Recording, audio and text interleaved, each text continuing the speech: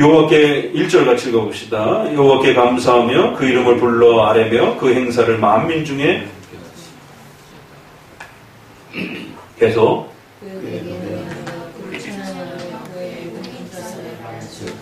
그 성호를 자랑하라. 물은 여호와를 구하는 자는 마음이 즐거울지로다. 여호와 그 능력을 구할지어다. 그 얼굴을 항상 구할지어다. 그종 아브라함의 후손 곧 택하신 야곱의 자손 너희는 그 행하신 기사와 이적과 그의 입의 판단을 기억할지어다. 그는 여호와 우리 하나님이시라. 그의 판단이 온 땅에 있도다. 여기까지 읽으면 어떤 느낌이 나요? 그의 이름을 불러라. 그의 행사를 알게 하라. 그의 모든 기사를 기억해라. 왜? 거기에는 여호와의 얼굴이, 여호와의 성호가, 여호와가 나타나기 때문이라는 거예요. 그게 단순한 역사가 아니에요. 단순한 기사가 아니에요. 기사와 사건을 기억하라라고 말하라라고 그러다가 갑자기 3절에 어떤 내용이 툭 튀어나옵니까? 여호와를 구하는 자는 마음이 즐거울지라. 여호와의 그 이름을 구하는 자는 여호와 이름을 자랑하라. 여호와의 얼굴을 구할지어라. 아니, 그 사건과 기사들을 기억하는 것과 여호와 하나님을 인격적으로 즐거워하고 그 이름을 부르고 그 여호와 하나님을 갈망하는 거하고 무슨 상관이 있느냐 말이에요. 벌써 눈치가 나오죠, 그죠? 이건 일반 역사가 아니라는 겁니다. 이건 이스라엘의 일반 역사가 아니에요. 그래서 우리가 이스라엘의 일반 역사는 몰라도 괜찮아요. 그러나 구약의 이스라엘의 역사는 반드시 기억해야 됩니다. 여러분들이 이스라엘의 400년 동안의 그 중간사들, 말라기 이후에 그 역사는 잘 몰라도 괜찮아요. 그건 이제 이스라엘의 역사의 말 그대로. 그러나 우리는 말라기까지의 이스라엘의 역사는 기억해야 됩니다. 그러니까 이스라엘의 역사는 좀 더 넓은 겁니다. 이스마엘까지 포함하고 또 나중에 에서까지 포함하고 이런 전반적인 이스라엘의 그 총체적인 역사를 다 봐야 되는 겁니다. 그러나 우리는 거기까지 볼 필요가 없는 거예요. 성경이 설명하는 그 정도 범위 내에서 소개된 사건에 집중해야 된다는 거예요. 왜냐하면 그것은 하나님을 이해하고 하나님의 얼굴을 바라볼 수 있는 중요한 의미가 있기 때문에 그렇더라고요. 그 역사는 어떤 거라고요? 아브라함과 그 후손에 대한 이야기라는 겁니다. 야곱의 자손과 관련된 그 기사와 이적과 그 내용들이라는 거예요. 그들의 독특한 그 사건의 그 후손들과 인물들 속에 하나님이 어떤 분으로 나타난다고요? 그는 여호와 우리 하나님이시라. 질문. 이게 어떤 하나님을 약속하는 거예요? 무슨 하나님이라는 겁니까? 보라, 장면님. 그는 여호와 우리 하나님이시라. 그의 판단이 온 땅에 있도다. 요거는 뭔 내용이에요? 이 구절을 읽으면 뭐가 탁 떠오르죠? 떠오르는 게 있어야 되는데. 이것과 관련된 중요한 교리가 있어요. 그렇죠. 어떤 언약? 은혜언이에요. 왜? 창세기 17장에 17절, 7절, 8절에 아브라함에게 주는 약속이잖아요. 나는 너희의 하나님이 될 것이고 너희는 내 백성이 될 것이다. 그는 여호와 우리 하나님이 되시고 우리는 그 하나님의 자녀가 될 것이다. 그러니까 이 아브라함과 야곱으로 이어지는 이 독특한 역사는 바로 은혜 언약이라고 하는 이 독특한 하나님의 언약을 맛보고 그것이 성취되어지고 그걸 펼쳐내는 하나님의 독특한 그 행사와 구원의 역사라는 겁니다. 일반 역사로 이해하면 안 된다는 것이. 그래서 8절에 같이 읽어봅니다. 그는 그 언약 곧 천대에 명하신 말씀을 영원히 기억하셨으니 이것은 아브라함에게 하신 언약이며 이삭에게 하신 맹세이며 야곱에게 세우신 율례 곧 이스라엘에게 하신 영원한 언약이라. 이르시기를 내가 가나안 땅을 내게 주어 너희 기업의 지경이 되게 하리라 하셨도다. 이것 때문에 가나안인들이 쫓겨나는 거예요. 가나안인들은 죄 때문에도 쫓겨나기도 하지만 하나님의 이 독특한 약속 때문에. 그러니까 이 앞구절의 이 내용은 하나님의 절대 주권과 신적 작정을 이해하고 받아들이질 않으면 이스라엘이라고 하는 아브라함이라고 하는 이들에게 이렇게 행하시는 하나님의 특별한 그 행동을 이해할 수가 없는 겁니다. 또 가나안인들을 배척하는 그 특별한 이유를 우리가 공의적으로 윤리적으로 설득을 할 수가 없는 거예요.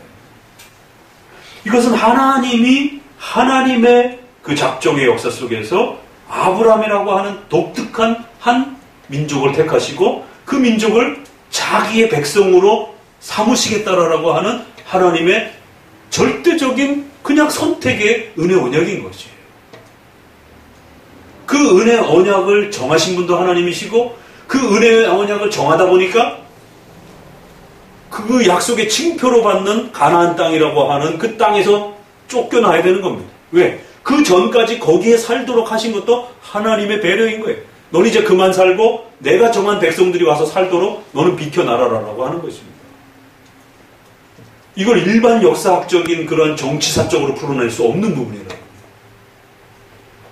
그러니까 구약에서부터 흘러나오는 이러한 모든 그 사건과 내용들은 구약은 역사로 기록되어 있단 말이에요. 특별히 모든 내용들이.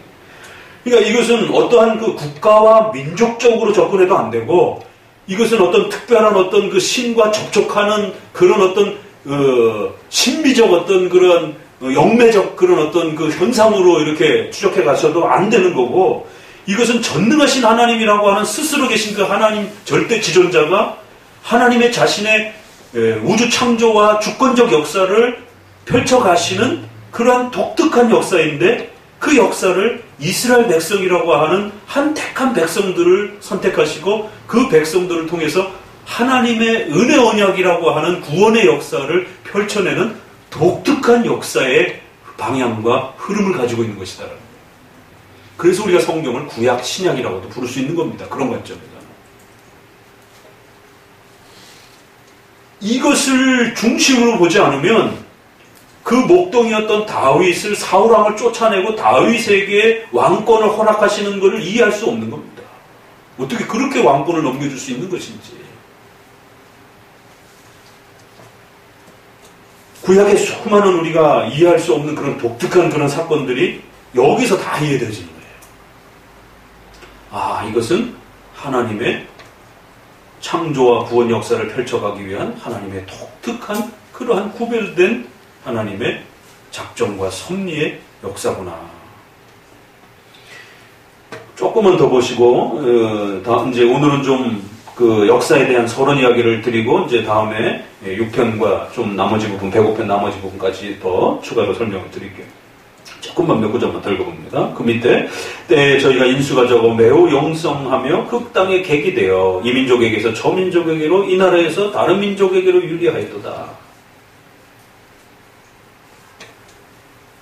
그러니까 이제 그 하나님의 독특한, 그래서 우리가 이거를 구원적 역사라고 하고 구속사라고도 표현할 수도 있는 겁니다.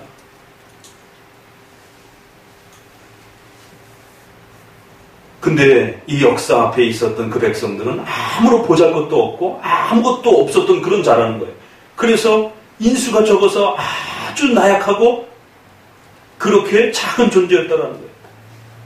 그래서 하나님이 그들을 키워내기 위해서 하나님의 기름 부음 받은 자를 만지지도 말고 나의 선지자들을 상하게도 말라라는 거예요. 그렇기 때문에 하나님이 택한 겁니다. 그때부터는 하나님의 어마어마한 가치를 소유하게 되는 겁니다. 택한 받은 백성 입장에서는.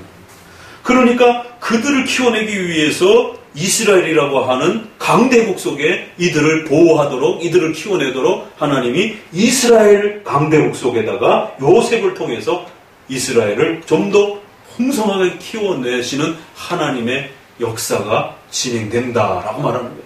이 구원의 역사는 또 하나님의 허락하신 그러한 풍요로운 또 많은 백성들을 통해서 펼쳐져 가는 거기 때문에 이 연약함에 이 백성들을 지켜내기 위해서는 반드시 이 백성들을 풍성하게 키워내야 되는 그런 또 목적이 있는 것이죠. 그래서 기근을 불러 그 땅에 임하게 하시고 그 의뢰하는 양식을 다 끊어버리고 한 사람을 앞서 보내서 요셉이 종으로 팔렸도다.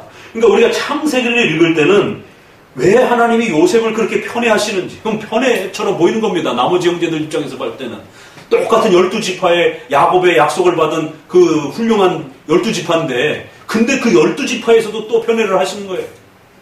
요셉을 특별히 따로 그렇게, 그래서 형제들의 미움을 받게 하시는, 그것 때문에 죽을 고비를 넘게 되는, 그거를 모범적이고 어떤 교훈적인 어떤 하나의 도덕법으로 바로 끌어내면 큰일 난다라는 겁니다. 그러면 그 기독교인들이 뭐 형제지간에 성도들끼리 미워해도 된다는 얘기예요? 그러면 그렇게 해서 그걸 잘 참아내면 복이 된다, 뭐 이렇게 끌어내면 큰일 나는 거죠. 여기에는 우리가 도덕법으로 따라할 수 없는 특별한 고유한 요셉의 생애와 역사가 등장이 되는 거예요.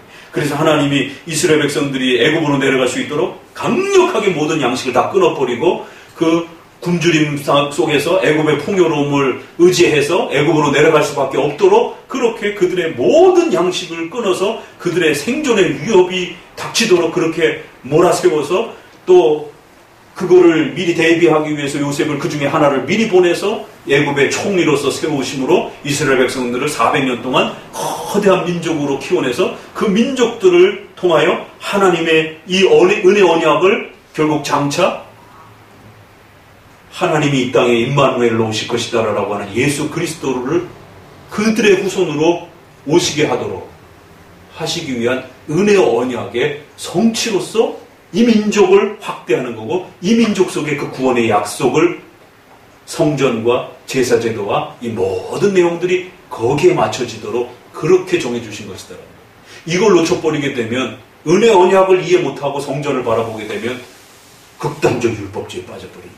지금 이 유대주의가 은혜 언약을 놓쳐버리고 메시아만 바라보면서 극단적 성전 제사와 율법주의에 빠져있고, 그래서 온 세계를 동원하고 강대국을 동원해서라도 영토를 찾아야 되고 예루살렘 땅을 회복해야 되고 거기다가 성전을 져야 되는 겁니다. 이제 거기다 성전 지으려고 그러면 3차 대전이 일어나는 거예요. 거긴 다 이슬람도 3대 메카 성지 중에 하나고 그러기 때문에 이슬람, 유대교, 또 기독교 이제 싸움 나는 겁니다. 기독교인들은 절대로 그런 부분에 매여 휘말려서는 안 된다라.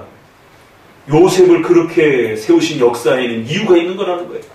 그래서 왕을 19절 읽어봅시다. 곧 여호와의 말씀이 응할 때까지라 그 말씀이 저를 단련하였도다. 그래서 하나님의 약속이 성취될 때까지 그 모든 역사는 그렇게 하나님이 작정하신 대로 흘러간 거예요.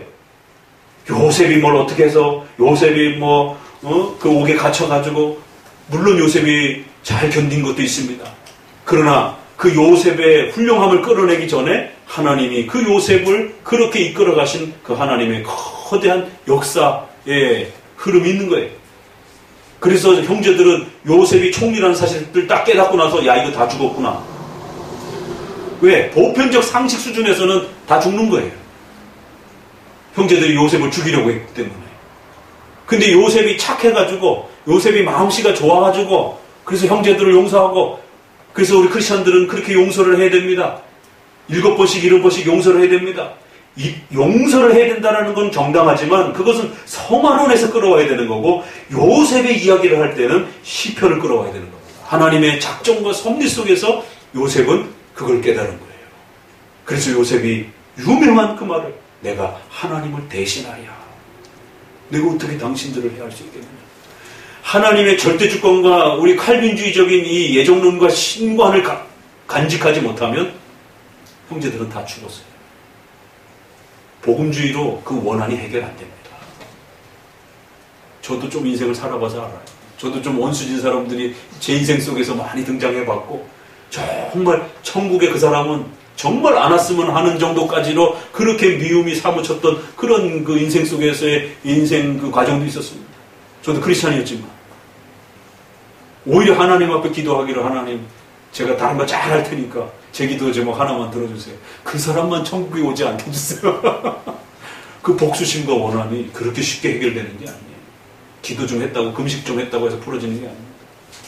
하나님의 절대 주권의 역사 앞에 전 우주의 주인이신 하나님이 우리 인생과 전 우주의 주인이시다라고 하는 이 칼빈주의의 지난번 우리가 3장에서 웨스민스터 3장에 됐던 그런 고백이 쏟아질 때 요셉이 두려움을 오히려 하나님 앞에 벌벌 떠는 거예요. 내가 하나님을 대신할 수 있겠네. 이 모든 역사는 하나님의 계획과 의도 속에서 이스라엘을 세우시고 그 이스라엘을 통해서 장차 유다 지파를 통해서 메시아가 오도록 하게 하시는 은혜 언약의 거대한 하나님의 이 신적 작정의 역사의 첫 부분이라는 겁니다. 그걸 훼손해도 안 되고 그걸 침해도 안 되고 그걸 함부로 막아서도 안 되는 거죠.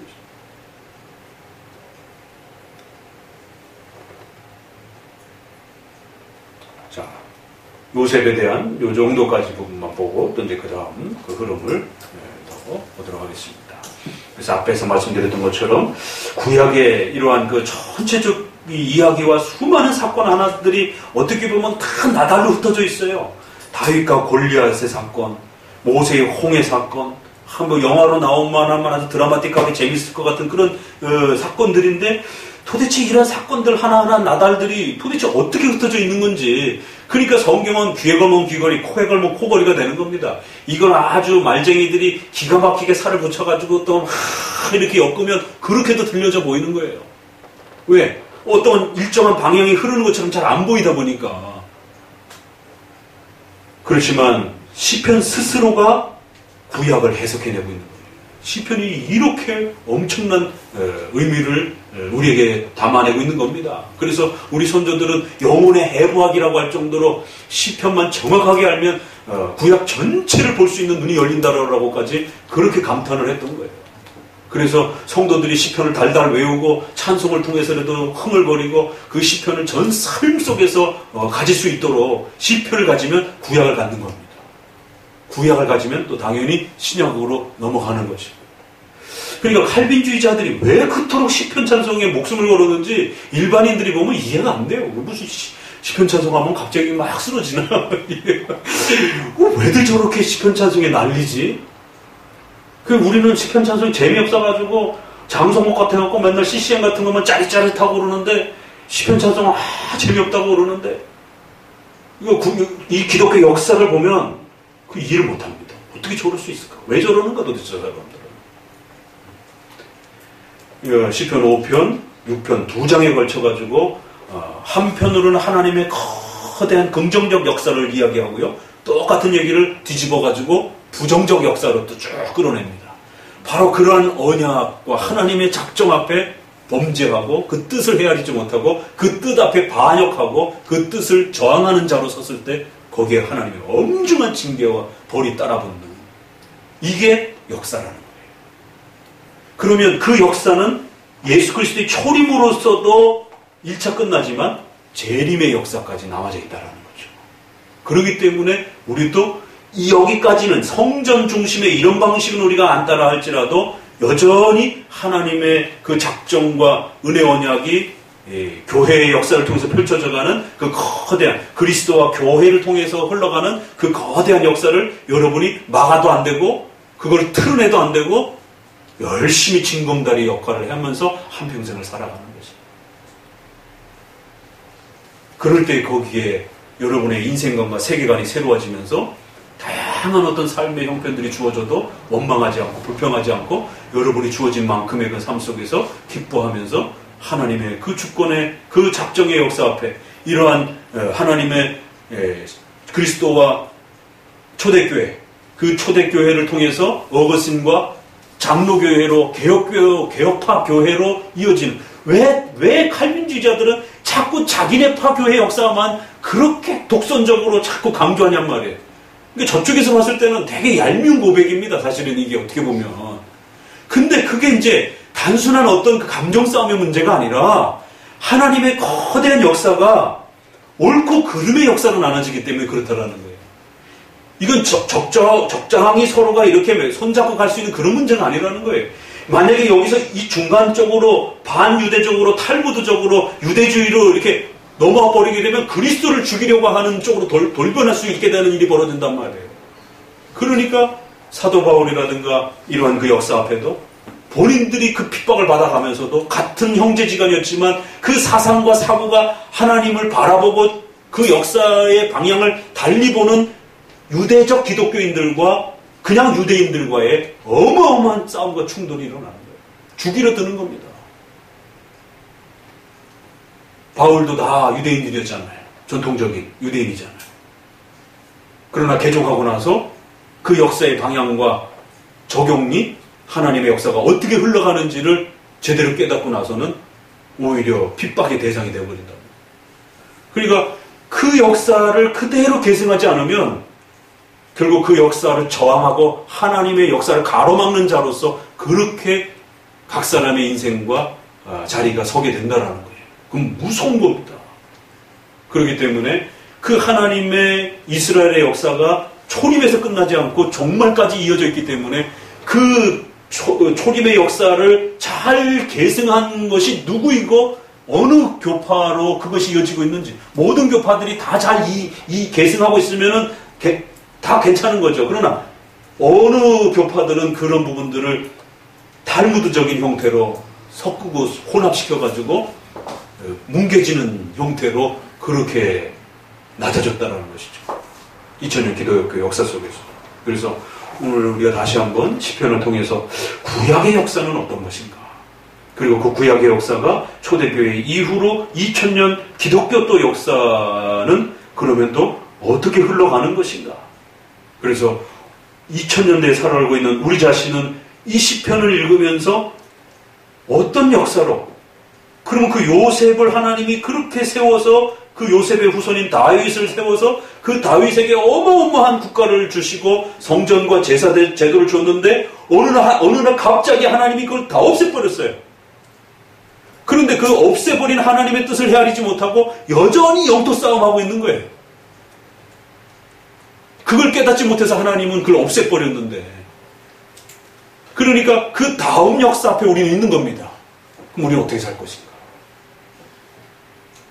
그러면 이제 결국 우리도 여전히 돈과 사회적 명예와 갖가지 수많은 그러한 그 인간의 기복적인 또 잘못된 이러한 이념 속에 갇혀가지고 하나님의 은혜 언약과 창조와 구원의 이 거대한 작정과 섭리의 역사를 곡해해가지고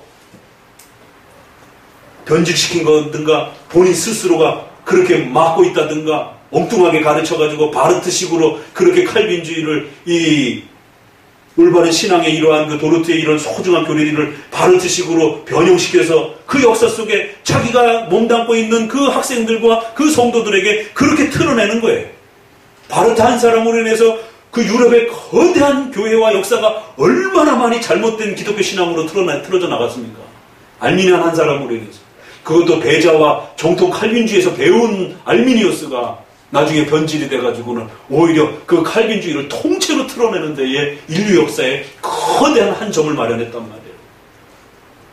그럼 오늘 우리 시대도 목회자도 성도도 그런 한 점 역할을 할 수가 있는 겁니다. 그건 정말 무서운 거예요. 알미니안주의는 칼빈주의에서 학교에서 배자 밑에서 박사학위를 받았다는 사실을 정신 바짝 차리셔야 돼요. 바르트가 그 시대에 하이델베르그를 가지고 칼빈의 기독교 강요를 가지고 자유주의와 싸웠다는 사실에 정신 바짝 차려야 되는 거예요. 그러니까 지금 여러분들이 여기에 저와 함께 칼빈주의자로 장로교인으로 지금 앉아있지만 언제 칼빈주의를 적대하는 사람으로 돌변할지 모르는 겁니다. 왜? 아직은 연약하기 때문에. 이러한 신앙들을 이제 기초를 지금 놓고 있는 수준들이기 때문에. 그래서 수요일날도 와서 이렇게 긴 시간 동안 애를 쓰시고 주일날도 그 고된 시간을 힘들게 버텨내면서 이 칼빈주의가 지켜왔던 그 오리지널 기독교의 가장 중요한 그 중심이 무엇인지를 정확하게 이해해내고 그 표현과 단어들을 정확하게 담아내기 위해서 지금부터라도 부지런히 갈고 닦고 귀를 2배로 크게 열어놓고 잘 들으면서 묵상하시고 담아내시고 또 한 3일 동안 주일 되기까지 목사님이 무슨 말 했더라 라고 하면서 일하면서도 또 집에서도 늘 되새기시고 묵상하시면서 그걸 여러분의 마음속에 새기고 또 새기고 간직하고 씹고 또 먹고 그렇게 해서 한 10년 정도 이렇게 칼빈주의와 장로교회 안에서 함께 이렇게 계시다 보면 그때쯤은 칼빈주의 비스무리해져 가구나 이제 그럴 수 있을 것입니다. 1, 2년 해가지고 금방 또 이게 바뀌어지는 것도 아니고 인간의 사고라는 게 그렇게 또 금방 뜯어 고쳐지는 것도 아니거든요. 이게.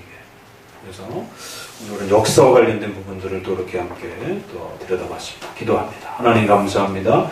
시편 105편을 통해서